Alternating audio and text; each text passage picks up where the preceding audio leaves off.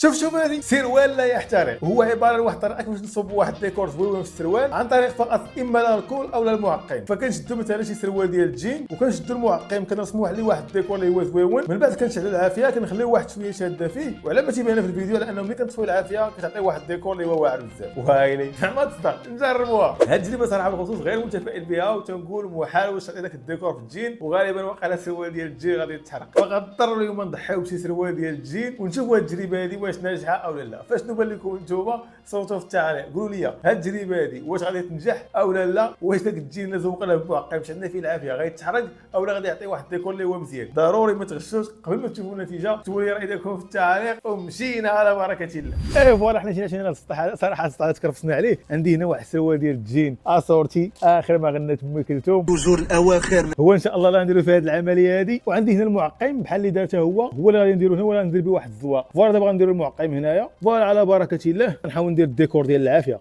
هنايا. شوف هنايا نحاول ندير الديكور هذا المعقم هذا جاري بزاف. المهم شوف نديرها شي ديكور كيما جا. درت هنا ام، هنا غادي ندير ار حيت صراحه صعيب دير شي ديكور اللي في شكل. ندير خروطه ندير خطوطه هنايا فوالا بحال هكا. نزيد هنا شي حرف واحد اخر، نزيد شي اس هنايا، نزيد شي خطيط هنايا، شي خطيط واحد اخر هنايا، نديرو شي نايك هنايا، شي نايك واحد اخر عاوتاني هنايا. فوالا هادشي هذا اللي كاين. الديكور دابا درت هنايا غادي نشعل فيه العافيه وغادي نشوف كيفاش غادي يجي. ملي غادي يتحرك كامل غادي نطفيه نشوف كيفاش غادي يجي. بالعاده خليت الفيديو كما قلت حتى الليل باش العافيه تبان شاعله مزيان. فوالا على بركه الله. دابا بالي تجي مسكين باقي الله الا باقي زويون نخرج عليه بسم الله.